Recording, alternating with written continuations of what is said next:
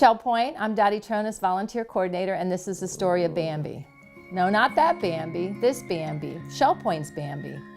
Bambi came to live at Shell Point from a shelter a few years ago, and I got a call a couple of weeks ago from Bambi's owners that his owner was on the hospice floor and they desperately needed a new home for Bambi.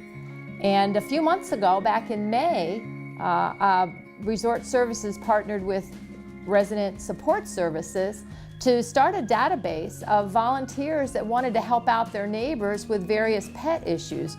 And one of the categories that we came up with was rehoming. We wanted to have a list of volunteers that might possibly take a dog that already lived here at Shell Point if their owners had to give them up for any reason.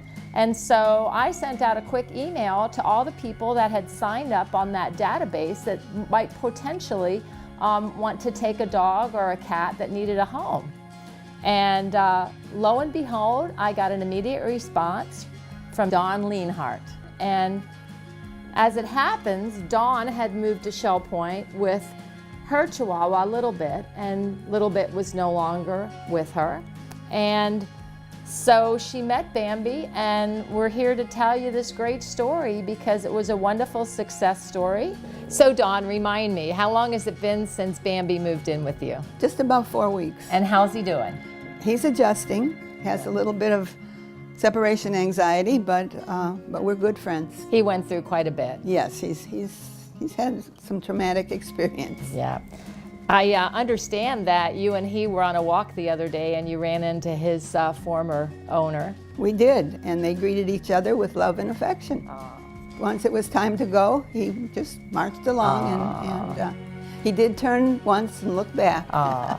And I did run into that resident yesterday, and he was so thankful that you've taken Bambi. He said his prayers were answered, and so I really appreciate that. And it's always great to have a happy ending. Right.